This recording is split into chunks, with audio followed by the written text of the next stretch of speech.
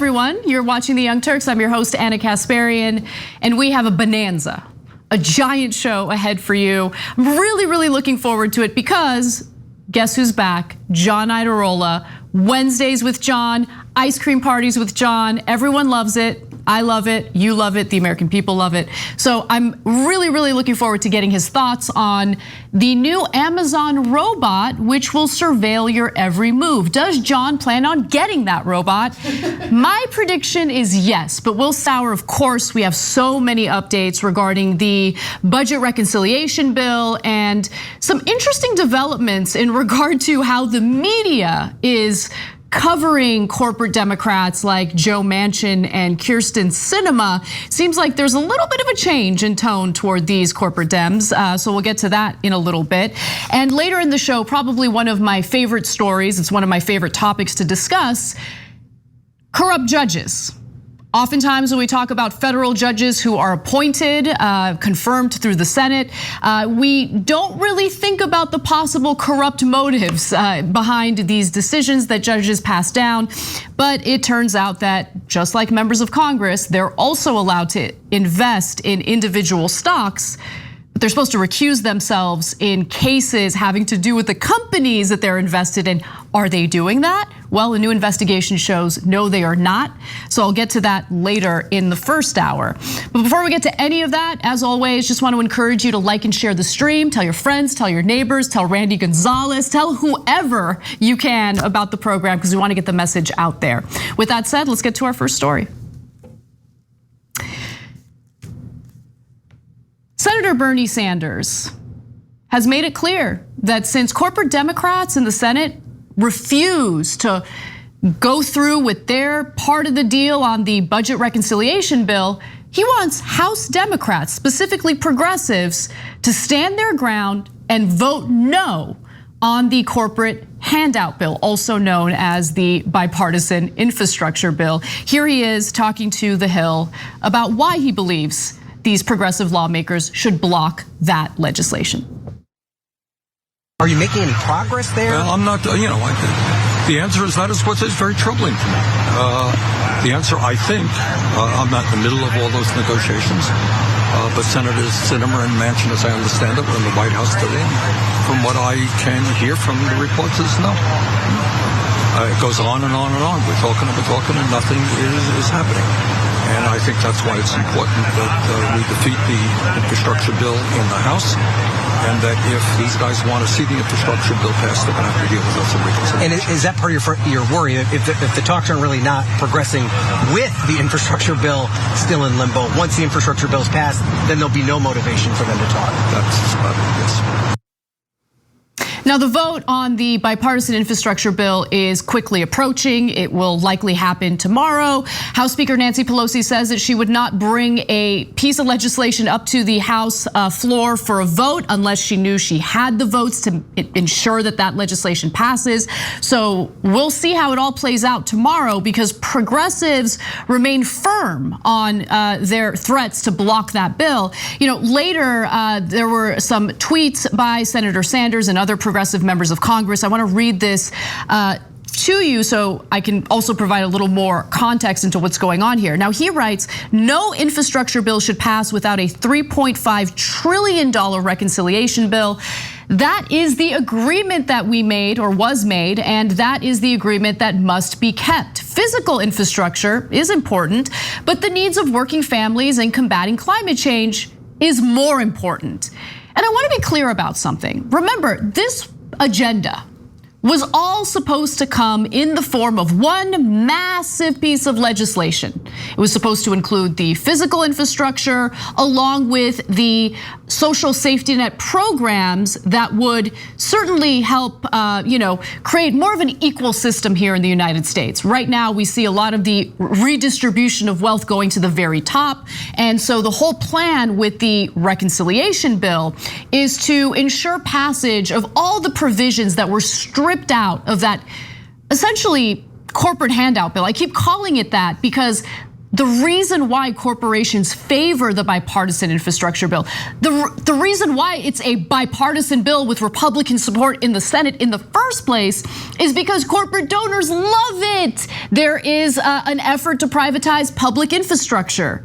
There's an effort to ensure that these corporations get these massive government contracts. They see dollar signs when they look at that bipartisan infrastructure bill, which is why progressives actually don't like that bill, and it shouldn't be a problem to defeat that bill if corporate Democrats fail to follow through with their part of the deal, which is to ensure passage for the reconciliation bill that includes all the provisions that actually matter. Provisions that expand Medicare, lowers the Medicare eligibility age, provides 2 years of free community college, paid mandatory family leave. I mean, these are honestly common sense policies that are already offered to people living in other developed countries.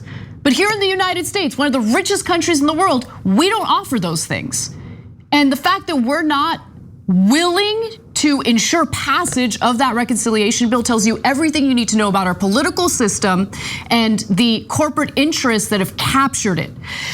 Now, Bernie Sanders isn't the only one who is urging progressive members of the House to block the bipartisan infrastructure bill. Senator Elizabeth Warren also joined forces with Bernie Sanders, saying the following: the agreement from the beginning was that all the pieces would move together and that one piece wouldn't be broken off and moved ahead of the others. Both Leader Schumer and Speaker Nancy Pelosi and the Democrats in the House and the Senate all said that's the deal. I want to make sure we hold to that deal. I don't want to see that deal broken.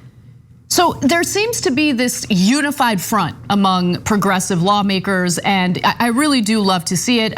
Similar statement was put out by Senator Ed Markey, who says hashtag hold the line, pass both bills.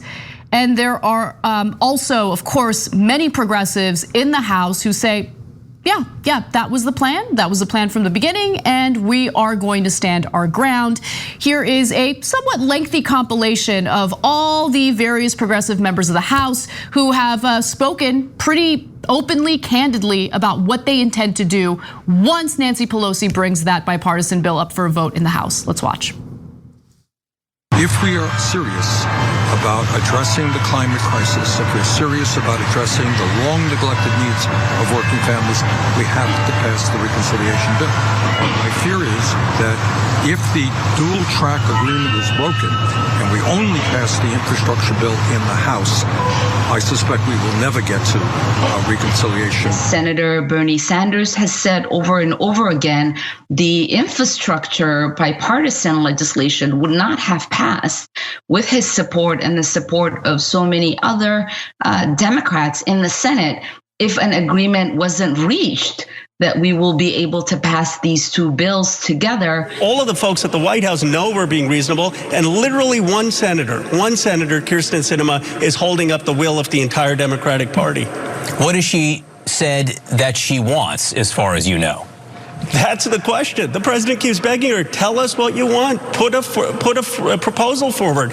You see the progressives, look at what we've compromised on. We went from 6 trillion to 3.5 trillion. Then they said we need to pass a bill in the Senate first. We said, even if you come up with an agreement, that's fine. Then they said, go below 3.5 trillion. We said, okay, we're willing to negotiate, front load the benefits. Let's talk about the years. We are willing to compromise. How do you compromise, John, when Sinema is not saying anything? It is sickening to me that there are people who will just push aside those that need these deep housing investments. What we're talking about is saving lives right now. We need that prescription drug reform, and to say, oh, you know what?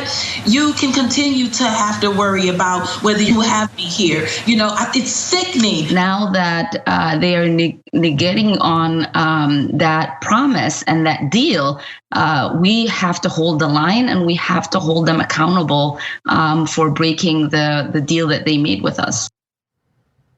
Now, there was a meeting among progressive lawmakers just last night, and there is some important news. There are at minimum, 24 progressive lawmakers in the House who have pledged to vote no on the bipartisan infrastructure bill.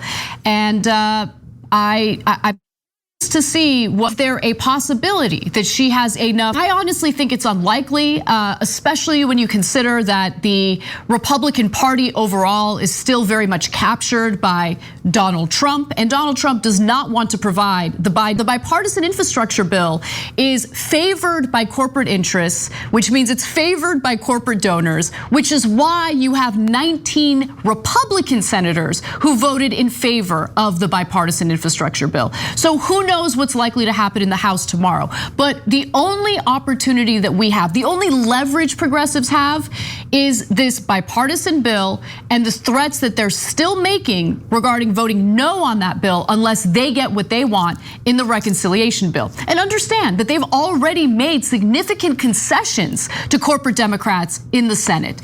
The bill was initially supposed to spend far more money, okay, something along the lines of $5 to $6 trillion, and they negotiated, they made some concessions, and the agreement, along with people like Senators Joe Manchin and Kyrsten Sinema, was, all right, we'll whittle the number down to 3.5 trillion.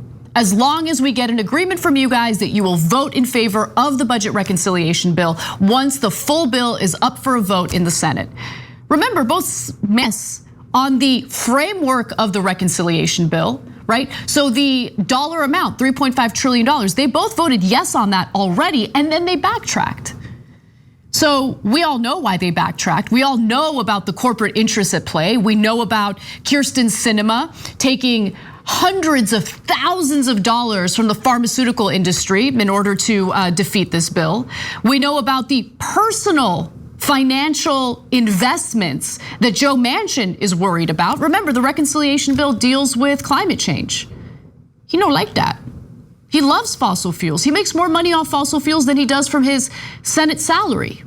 $500,000 last year alone from dirty coal. That is what's motivating Joe Manchin. That's what fuels this honestly disgusting political system. That legalized bribery is really front and center. It's slapping Americans in the face as we speak. And I'm really happy to see that some reporters are finally starting to cover it fairly, because treating Manchin and Sinema as if they're good faith actors or that they're negotiating in good faith is ridiculous. That's not journalism. That's withholding critical information from viewers, from readers, from listeners about what the real motivations are and what the real factors are at play behind the scenes as these corporate Democrats attempt to defeat an incredibly important piece of legislation and also an incredibly popular piece of legislation. All right, well, let's move on to what Manchin and Sinema are asking for, because a lot of people seem confused. There's not a lot of specificity coming from these corporate Democrats in the Senate. Senators Kyrsten Sinema and Joe Manchin are so captured by corporate interests and their own financial motives, to be honest with you, that they haven't even felt the need to offer any specificity in regard to the budget reconciliation bill and why they're against it. We've gotten some vague statements from them, but that's about it. For instance, there was the issue involving Joe Manchin. He claims that the price tag is too much. He's really uncomfortable spending $3.5 trillion. But what about some specificity? What would he be comfortable spending? I don't know. Let's watch. Senator, so have you been clear with the White House about how much you're willing to spend on this human infrastructure? We're just working. We're all still talking, working together. Is the White House clear on what you want? I think they're pretty much understanding where I am. And so you don't care how much this bill is. You just need I want the need. To you. Well, I do care about the bill. I care about the size of the bill. Sure, I do. Everybody. 3.5 is still too high for you. That's pretty high. Sure, I do. Sure, I care about the size of the bill. It's pretty high. Okay. So Manchin and Sinema have been having one-on-one meetings with President Joe Biden, and again, no specificity. Okay, these failed meetings need to end. Right now, Chuck Schumer and Nancy Pelosi, as we speak, are meeting with President Joe Biden. What I would personally like to see from Joe Biden is a little strength. Instead of continuing these one-on-one meetings with bad faith actors who are so captured by corporate interests, how about using your bully pulpit to apply pressure to these lawmakers. How about that?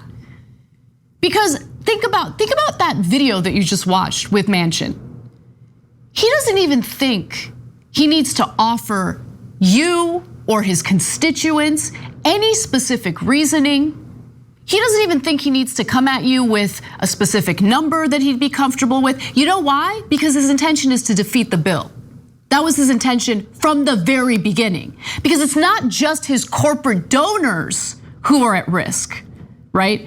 It's also his personal financial interests, okay? He is invested in the hotel industry. He is invested in dirty coal, makes $500,000 a year off dirty coal. The budget reconciliation bill is the most robust effort, certainly by this government, to respond to the climate crisis. He's looking out for his own profits in addition to the profits of his corporate donors. Make no mistake about it. And so people don't trust him. If progressives vote in favor of passing the bipartisan infrastructure bill, which I think we should just refer to as a corporate handout bill, do you think they'd have any leverage over Joe Manchin? Do you think Joe Manchin would negotiate for a reconciliation bill in good faith? He doesn't want to pass it at all. In fact, he was confronted about the fact that he's not really trustworthy by Garrett Haake from NBC. Let's take a look at that video. Well, we have the most important piece of legislation we've ever had in the last 30 years, which is the bipartisan infrastructure bill. It does so much in so many ways. Clean energy, everything we talked about. Why wouldn't we take that as a win and move on and negotiate in good faith? Progressives don't trust you, sir. They don't trust you that you're going to be with them on the reconciliation bill. I trust that they'll negotiate in good faith, so I trust them to negotiate in good faith. We're just in a different position. That's all. And you have to work through that. That's negotiation. If you don't want to sit down and negotiate, it's my way or the highway. That's up to them. No, they don't trust him, and they shouldn't trust him. And I'm actually very pleased to know that progressive lawmakers don't trust Manchin. And I'll tell you why AOC specifically doesn't trust Manchin in just a minute. But first, a little more regarding the wishy-washiness coming from the likes of Manchin and Sinema in the Senate. Neither Manchin nor Sinema were willing to provide Biden with specific objections to the reconciliation proposal, which would invest up to $3.5 trillion over the next decade in climate action, childcare, housing, and other Democratic priorities. To be honest, I feel a little uncomfortable referring to them as Democratic priorities, considering the, at this point, dozens of corporate Democrats, both in the House and the Senate, who have come out against it. Is it really a Democratic priority when Democrats have control of Congress, they have control of the executive branch, and they can't get a common sense piece of legislation passed? Let me give you more. During a private meeting with the president, Kyrsten Sinema made clear she's still not on board with the party's $3.5 trillion social spending plan and is hesitant to engage on some specifics until the bipartisan infrastructure package passes the House. So I don't know. I mean, maybe spend a little less time focusing on what your outfit is and a little more time reflecting on what it is about the reconciliation package that you would like to change. But the fact of the matter is she doesn't care for the reconciliation package because she's paid by corporate donors not to care. She was at a fundraiser with corporate interests just last night. Okay, 45 minutes, business community shows up, writes her a check, and they'll be on their way. That's what she's concerned about. She's not worried about carrying out the best interests of her constituents who overwhelmingly care about that at all.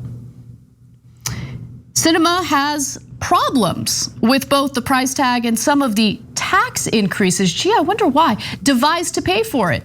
After returning from his White House meeting, Manchin said that he did not give Biden a top line number and made no commitments from my standpoint.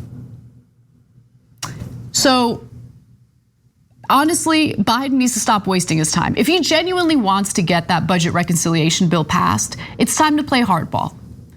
I haven't seen hardball from him. AOC was asked by Garrett Haake of NBC News today as well, what would you like to see from Joe Biden? And her answer was correct. I would like to see Joe Biden apply pressure. I'm paraphrasing what she said, but essentially use your bully pulpit to apply pressure. These closed door meetings, these closed door talks, they're going nowhere. They're going nowhere. They won't even give Biden a number that they're comfortable with because they don't plan on passing it. They don't plan on voting in favor of it. They think that they can bully the progressives in the House to just pass the bipartisan corporate handout bill. And progressives are saying no. So there is some likelihood that we don't get either piece of legislation. We don't get the bipartisan bill and we don't get the reconciliation bill. But to be honest with you, the worst case scenario would be to pass the bipartisan infrastructure bill, giving corporations the handouts that they desperately want, while failing to pass the reconciliation bill. So progressives really do need to hold their ground. Now, Ryan Grimm also shared this piece of information with us. MoveOn surveyed 300,000 of its Amazon members, MoveOn surveyed 300,000 of its Arizona members, and 89% said they'd be less likely to support her if she keeps up the obstruction of Biden's agenda. That's Kyrsten Sinema, okay? Her own constituents are so in favor of the budget reconciliation bill that they're committed to defeating her when she's up for re-election in several years, unfortunately. Now, when the nonpartisan, nonprofit Work Money surveyed more than 50,000 of its 2 million members nationwide, it found that 81% of respondents said they supported the reconciliation bill. That includes 90% of liberals who took the survey, 81% of moderates, and 66% of conservatives. Even the majority of conservative voters favor the budget reconciliation bill. And then you go to states like West Virginia, where we kept hearing over and over again, well, poor Joe Manchin. I mean, he's in a red state, what could he do? Well, it turns out West Virginians want to pass this bill. According to the survey, 80% of more than 800 people surveyed in West Virginia believe Manchin should vote to pass the bill. That includes 77% of conservatives who responded to the survey. So again, what's really at play here? Why is it that these lawmakers refuse to pass a wildly popular piece of legislation? Well, most Americans favor lower drug prices, right? I mean, who wants to pay more for drug prices? Who wants to pay 2 to 3 times more for the same prescription drugs that are offered in other developed countries? But there's no powerful grassroots group devoted to the issue. And there is a major lobbying group on the other side, Pharma, which represents the drug industry. It has helped persuade a few Democrats to oppose a reduction in drug prices, including, by the way, Kyrsten Sinema, who ran on lowering drug prices, who ran on increasing the federal minimum wage. But then there was a shift, there was a change in her politics. It's outlined in this next video. Like Manchin, Sinema also not really clarifying in a bargaining position what amount of spending she thinks is right. She's holding the line against raising taxes in private conversations with Democrats. She's fundraising off that stance. And a fact check here, some of these very tax reforms would basically roll back Trump's tax cuts, which just brings them closer to the level that Sinema herself used to support. We're verifying how Democratic Congresswoman and U.S. Senate candidate Kyrsten Sinema voted on the cuts. Last November, she joined all her fellow Democrats in opposing them. But when the House of Representatives voted last week to make the tax cuts for individuals permanent, Sinema switched sides, joining Republicans to vote yes. Sinema voted yes despite her warning a year ago about the government borrowing more and more money to pay for the tax cuts. So what happened? Could it be that corporate interests are at play? Could it be that Kyrsten Sinema is listening to her corporate donors far more than she's listening to her own constituents? Another example of interest group politics are tax increases on the wealthy and corporations. Tax rates on the affluent are near their lowest levels in decades. To keep them there, groups representing the interests of the wealthy have enlisted some of the most effective lobbyists in Washington, former members of Congress. Oh, it's so sweet, right? Nothing better than taking advice and money from failed members of Congress, people who got voted out of their positions of power. Great job, Sinema, listening to these goons who failed. They're failures, but they're making a lot of money working as failures, as lobbyists, right? So these lobbyists, by the way, let's name them, including Heidi Heitkamp of North Dakota, and a former North Dakota senator, and Nick Rahal, a former West Virginia congressman. They've been trying to persuade other Democrats to water down or remove the tax increases altogether. One of our members made a great point. This is from Jay Hufford, who says the reconciliation bill should also please most, but not all, of big business. That $3.5 trillion bill gets spent somewhere. There's two sides to every financial transaction, but this is the important part, guys. They prefer a precarious labor force to profits. The reconciliation bill would materially improve Americans' lives. It would improve the lives of workers. And maybe all of a sudden, they're not desperate to stay at a job they hate. Maybe all of a sudden they have some choices. Maybe all of a sudden they get to take a little bit of paid time off to take care of their newborn baby. Corporations don't want that. They love a desperate workforce, which is why they lobbied so hard to get states to end the coronavirus-related unemployment benefits early. And guess what? A lot of red states agreed with them and did what they wanted. But they also shoot themselves in the foot because since they refuse to pay their fair share of taxes, since we don't offer childcare in America, women haven't been able to go back to work. They gotta stay home, they gotta take care of the kids, kids keep getting quarantined. And so all these corporations who thought that they could game the system and make people so desperate that they would show up to work are now realizing, oh damn, people aren't coming back to work yet. We still have a labor shortage. I mean, the self-destructive nature of this system is so evident. And think about how sick it is that these companies are fighting so hard to keep workers desperate. That's what this is really about. Thank you for that comment, I really appreciate that. All right, we gotta take a break. We'll be right back with more news, including that story about judges, their corruption, and massive conflicts of interest.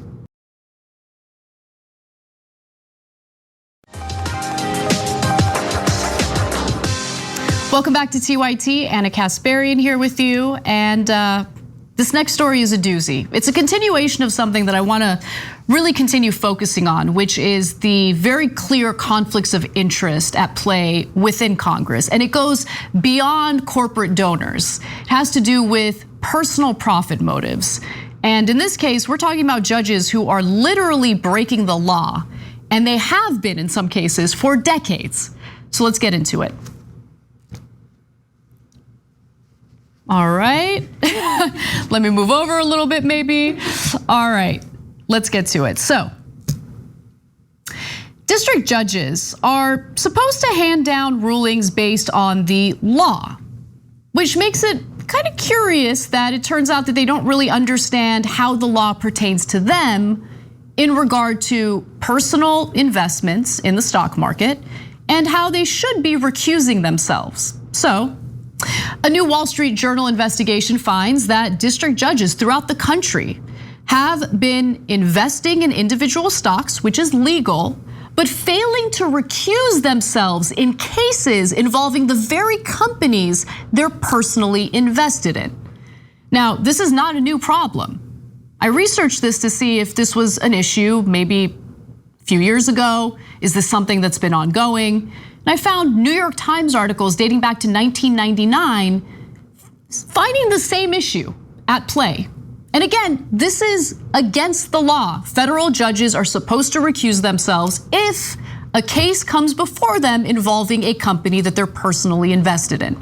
Now, let me give you the details of this Wall Street Journal report, and gotta give them credit where credit is due. This was a fantastic piece of reporting. Judges have improperly failed to disqualify themselves from 685 court cases around the nation since 2010. The jurists were appointed by nearly every president from LBJ, Lyndon Johnson, to Donald Trump. About 2/3 of federal district judges disclosed holdings of individual stocks, and nearly 1 of every 5 who did heard at least one case involving those stocks. So unsurprisingly, if you have some financial interests at play, might have an impact on the rulings you pass down, right?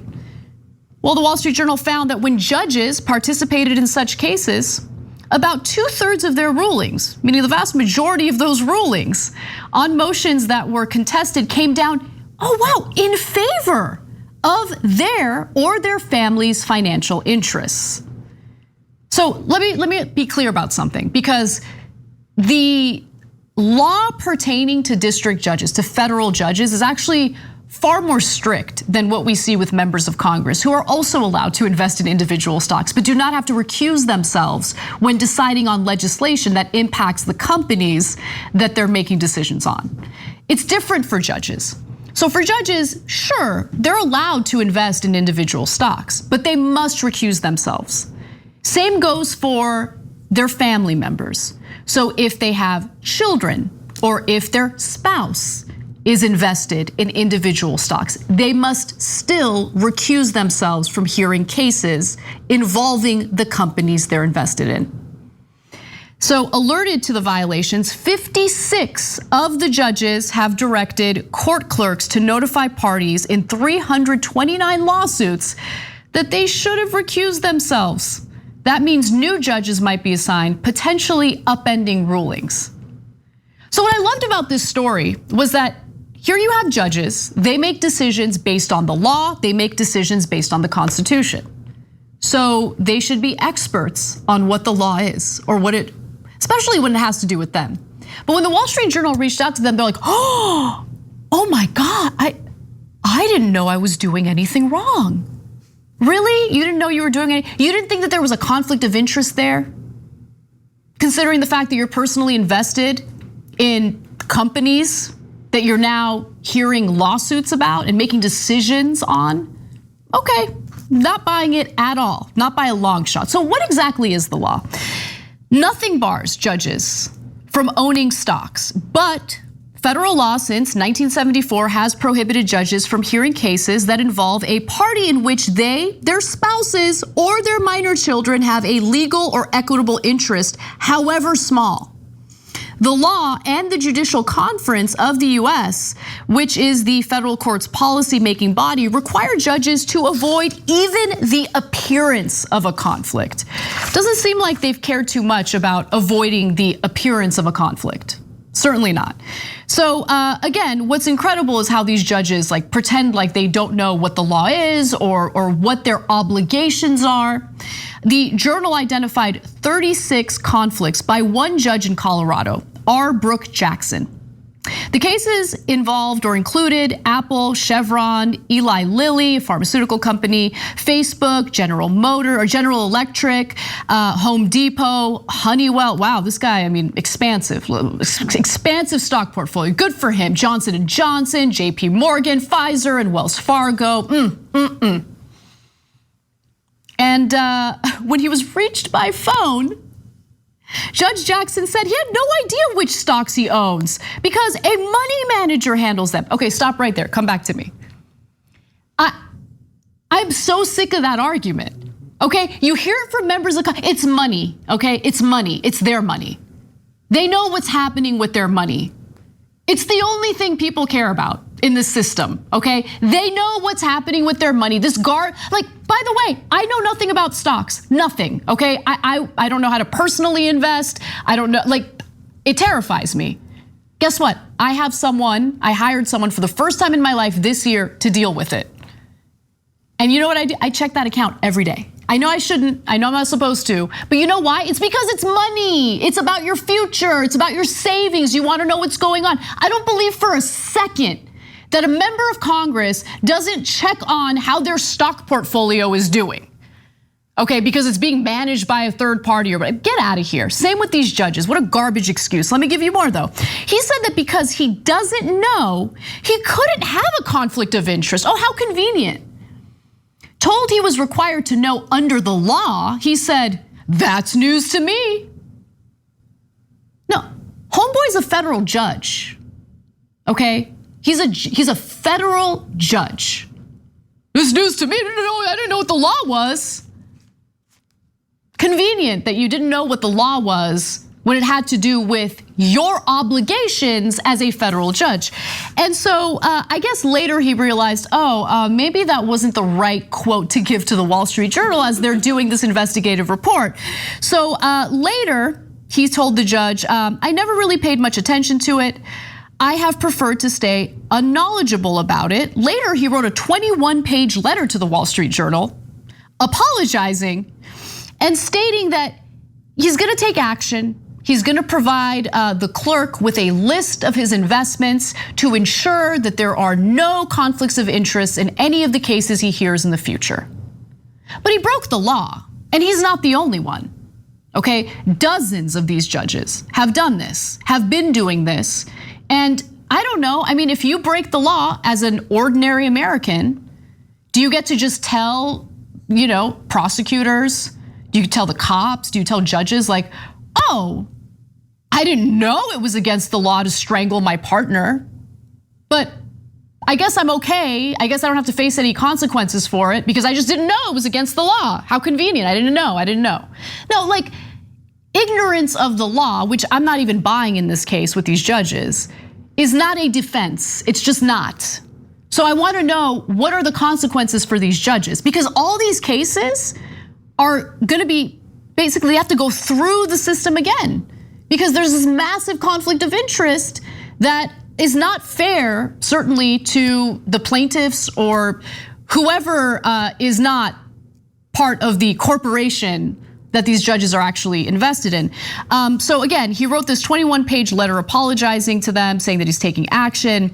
He also said that he would have, if he had known, he would have recused himself from 36 cases. Later he said, I'm embarrassed that I did not properly understand and apply the stock ownership rule. Being informed of what could be viewed as an ethical violation, it's illegal, okay? Ethics is one thing, the law is another, this is illegal. Even a technical one is no fun. And by the way, this has been going on and on. The more things change, the more they stay the same, because here's a headline from the New York Times in September of 1999. Judges ruled on firms in their portfolios. The law's been in place since the 1970s. So when there are no consequences, when there is this two-tier justice system that tells certain people you get to break the law and there are no consequences for you, they're gonna keep breaking the law. And that's what's happening with these judges. In fact, in 2014, the Center for Public Integrity found that 59% of all federal appellate judges reported owning stock despite the risk that the companies in which they have a financial stake could come before them. By comparison, the proportion of American families who directly own stock is much lower, just 15% as of 2010. That number's actually gone down since then, by the way. Following a Washington Post investigation in 2006, the courts even added a computerized screening process to help judges avoid such conflicts. Yet the problems continue. Guess what? Because they aren't held accountable for it, right? The self-policing is not gonna happen. We're talking about money here. We're talking about their own profit motives, their own financial interests. Unless there are clear consequences for this, they're gonna keep doing it, and they have kept doing it. And by the way, the situation is even worse when you look at members of Congress, because the laws aren't even as stringent for members of Congress. They can invest in individual stocks, as we've talked about before. They do not have to recuse themselves on voting for legislation that would impact the very companies they're invested in. In fact, there's some pretty clear evidence that there's insider trading going on by members of Congress. They get these classified briefings and then, oh, would you look at that? Suddenly, before the entire country knows about the severity of COVID, all these Senate lawmakers are selling certain stocks, buying certain stocks that have to do with at-home or remote work. Oh, well, so weird. How could that be? Could it be that they had a closed door briefing on COVID and then made some decisions about their portfolio? No, but I bet not. I bet that they have money managers and they never, ever know what the money manager invests their money in. Because that's how people think, right? People are just like, oh, I don't know, here's millions of dollars. I'm not gonna ever check on it or see what I'm invested in. And by the way, part of the problem is what district judges make, okay? They don't make that much money considering they're federal judges. Federal district judges draw an annual salary of $218,600, which isn't much more than a first-year attorney at a top-tier law firm. Some judges said that their salary level makes stock investments an attractive option. Listen, if it was up to me, I would increase their salaries significantly, okay? And I would ban them from owning individual stocks. Like, I don't know, I'm gonna hope that they recuse themselves. No. You wanna invest in mutual funds? Fine. No individual stocks, period. Period. Do you wanna be a public servant or not? Because that's what a government job is supposed to be. And in this case, these games, the law breaking by judges, people who are supposed to enforce the law, is so egregious, so disgusting. And really, it just, this story embodies a lot of what's wrong in our political system. Corruption, profit motive. We see it over and over again in every branch of government, and I'm sick of it. We gotta take a break, we'll be right back.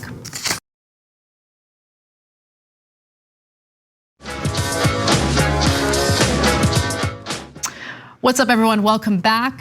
Let's talk a little bit about the COVID grifters, because this is the story I've been waiting for.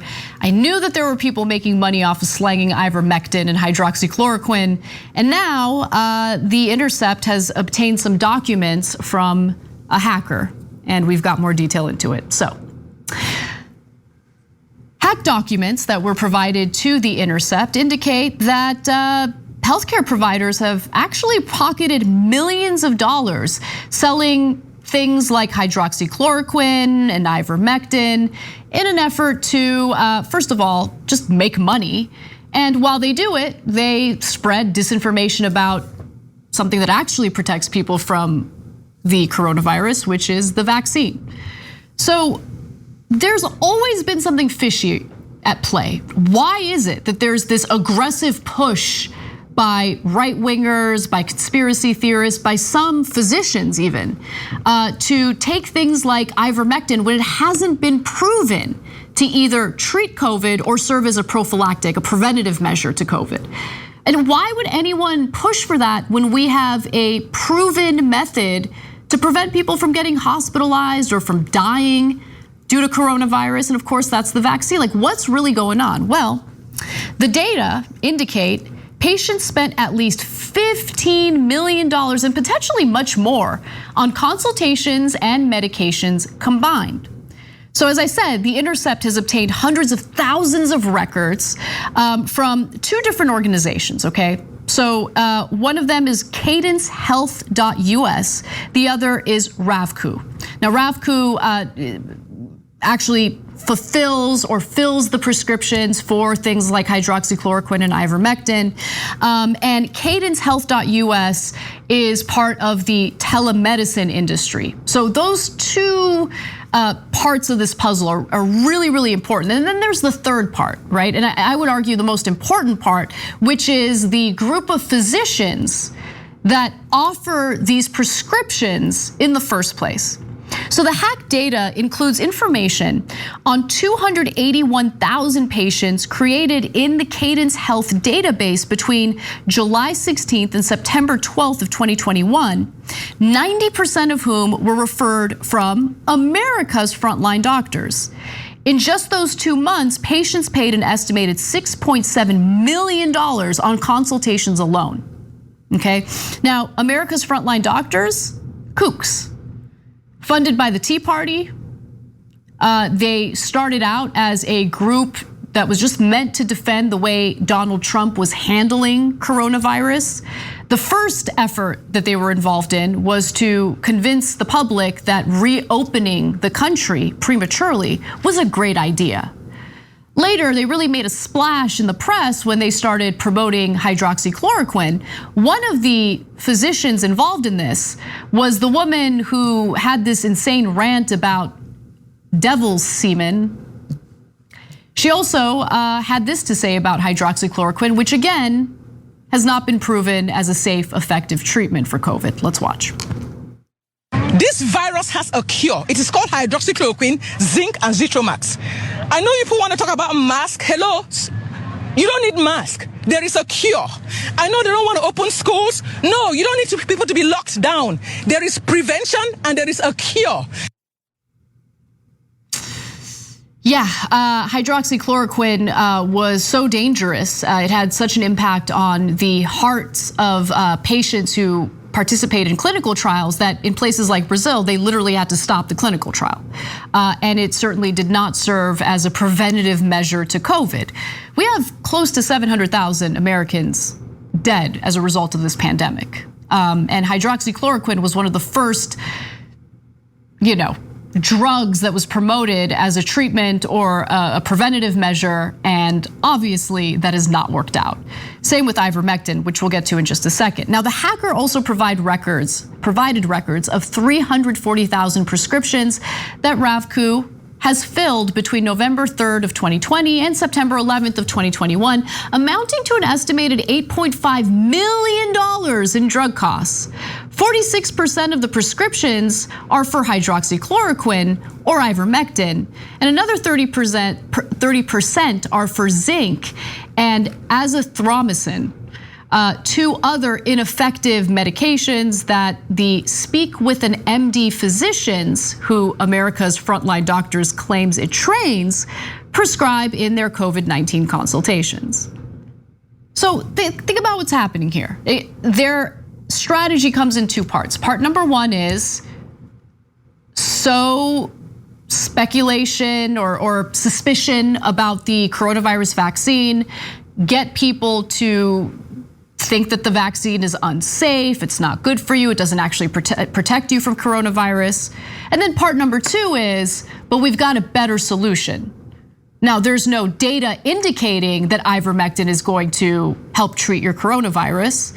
There's no data indicating that hydroxychloroquine is a safe and effective treatment for coronavirus.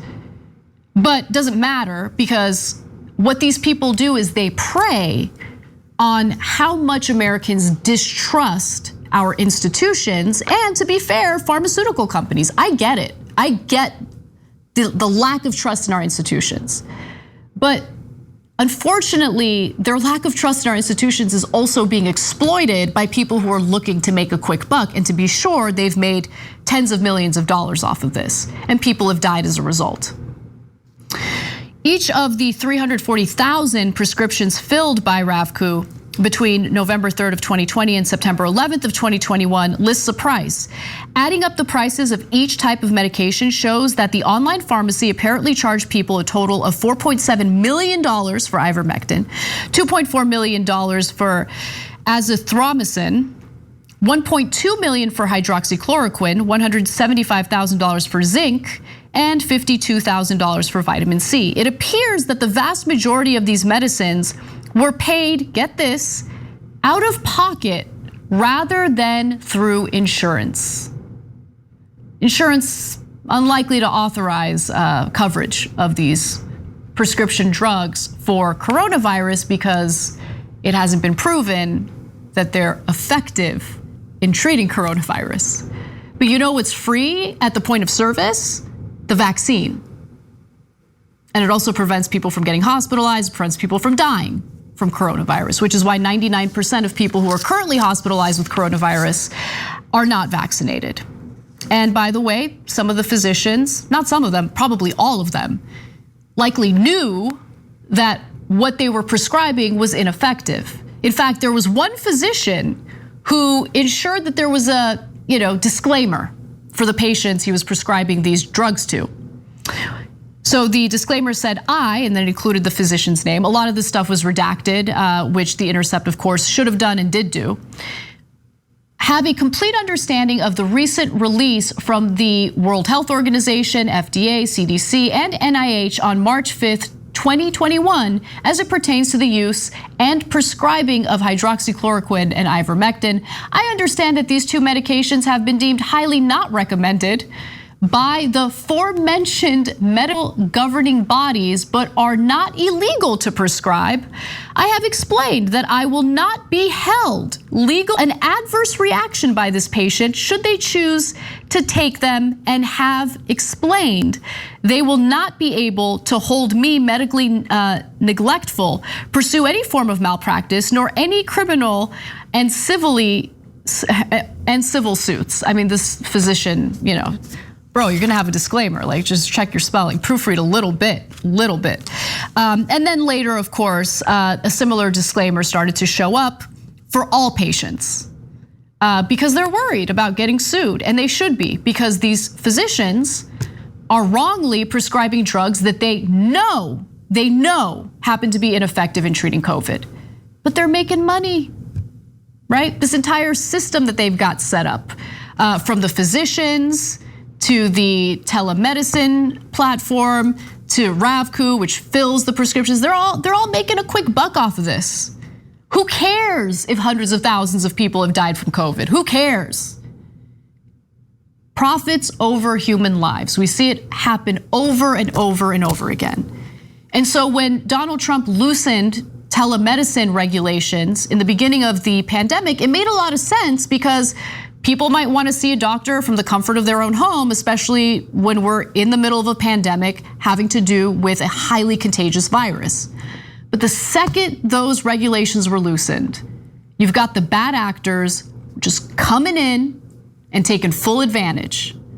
And the way that these scammers are able to get the press attention that they need in order to market these ineffective drugs is they appeal to those who are kind of primed already to fall for conspiracy theories, people like Joe Rogan. In fact, Dr. Simone Gold, who's the founder of America's Frontline Doctors, absolute whack job, thanked Joe Rogan after he published a video of himself saying that he's taking ivermectin. Popular American comedian, podcaster, and UFC commentator Joe Rogan announces he has COVID-19, credits ivermectin, monoclonal antibodies, which by the way are the actual effective treatment he was getting at the time, and says, and other medicine for his quick recovery. A wonderful, heartfelt thank you to modern medicine for pulling me out of this so quickly. Well, monoclonal antibodies certainly have shown a lot of promise. That other stuff, though, which he took simultaneously, just garbage. But he did a great job promoting something that's ineffective and likely rob people of their money, and in some cases, likely their lives as well. So good job. All right, that does it for the first hour. John Iadarola joins me for second hour. Don't miss it. We'll see you then. Thanks for listening to the full episode of The Young Turks. Support our work, listen ad-free, access members-only bonus content, and more by subscribing to Apple Podcasts at apple.co/TYT. I'm your host, Cenk